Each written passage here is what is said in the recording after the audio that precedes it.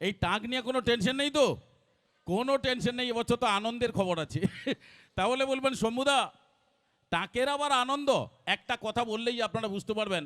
আচ্ছা বলুন তো, এই টাক মাথায় যদি উকুন ঘুরে, না এতে আবার হাসার কি আছে? মাথায় উকুন ঘুরবে নাকি রেল লাইনে উকুন ঘুরবে?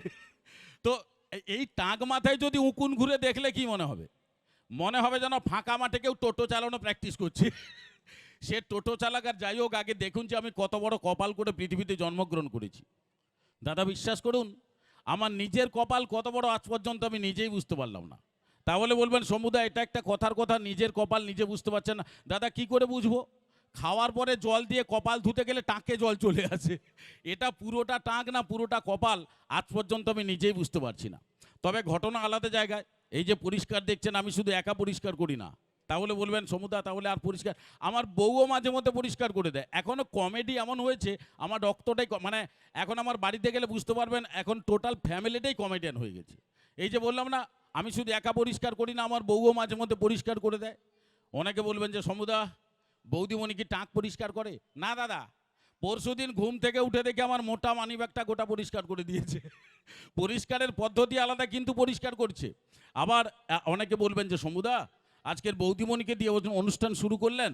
ঘটনা হচ্ছে কি জানেন, আমি শুধু একা বিবাহিত নয়। দাদা ভালো আছেন আপনারা? থ্যাংক ইউ, সবাই ভালো থাকুন।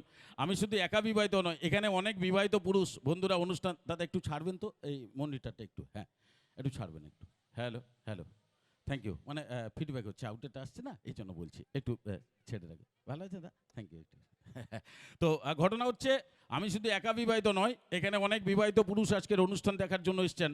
আপনারা বিশেষ করে জানেন যে বউ এমন এক ব্যক্তি যার কথা বললে আজকের অনুষ্ঠান শেষ হয়ে যাবে কিন্তু তার কথা বলা শেষ হবে না, ঠিক কিনা বলুন? তার মানে আপনি বিয়ে করেছেন মানে জানেন কত টেনশনের মধ্যে আমাদের থাকতে হয়। একটা ঘটনা বললেই আপনারা বুঝতে পারবেন। আমার একটা কথা বলছি, কয়েকদিন আগে অনুষ্ঠান শেষ করে বাড়ি ফিরছি, গাড়ি থেকে নামতে নামতে হাঁটুটা গাড়ির দরজায় লেগে গেছে। দাদা প্রচুর যন্ত্রণা করছে, কোনো রকম খুঁড়ে খুঁড়ে বাড়ি গেছি। বাড়ি গিয়ে বউকে বললাম, কই গো? বউ বলে কি, আমি একটু তেল গরম করে দাও না। বলে কেন, কি হয়েছে? আমি বললাম গাড়ির দরজাটা হাঁটুতে প্রচুর লেগেছে, যন্ত্রণা করছে। বউ বলছে আচ্ছা ঠিক আছে, টেনশন নেওয়ার কোনো কারণে, এই নাও গামছা, নাও গামছা পরে চেয়ারে বসো, আমি তেল গরম করে নিয়ে আসছি। দাদা চেয়ারে বসে আছি স্টাইলে। ঘটনা কি, প্রত্যেক দিন তো অনুষ্ঠান চলছে, এখন রাত জাগা মানুষ। দাদা চেয়ারে বসছিলাম, চোখে ঘুম এসে গেছে। চোখে ঘুম আসার সঙ্গে সঙ্গে মাথা এসে টাং, দুটো হাঁটুর মাঝখানে মাথা। দাদা বউ কি করছে, তেল গরম করে নিয়ে এসে হাঁটুতে না দিয়ে টাকে ঘষে দিয়ে চলে গেছে। মানে কি টেনশনের মধ্যে আমি। আপনি হাসছেন দাদা, শুধু আমার নয়, অনেক বন্ধুরা, একটু বলি শুধু আমার নয়, বিবাহিত বন্ধু যিনারা রয়েছেন আজ আপনারা বিশেষ করে জানেন যে 70% বিবাহিত পুরুষ বাড়িতে টুকটাক ঝগড়া লাগলেই বউয়ের কাছ থেকে একটা কথা শুনবেই, আর বউ এই কথাটা বলবেই ঝগড়া লাগলে। কোন কথাটা? তোমাকে বিয়ে করে আমার জীবনটা বরবাদ হয়ে গেল। তোমাকে বিয়ে না করে আমাকে প্রথম যে দেখতে এসেছিল তাকে যদি বিয়ে করতাম আজকে আমি স্ট্যান্ড হয়ে যেতাম। তোমার মতো আমি থাকবো না বাবার বাড়ি। দাদা আমি একটা ব্যাপার আজ পর্যন্ত বুঝতে পারছি না, যে প্রথম কে এমন মহাপুরুষ দেখতে যায় তার সঙ্গেই বিয়ের ক্যান্সেল হয়। আর যত ঝামেলা আমার আপনার উপর, সাউন্ড অপারেটর, এখানে মিউজিশিয়ান বন্ধু, আমাদের কত টেনশনে থাকতে হয়।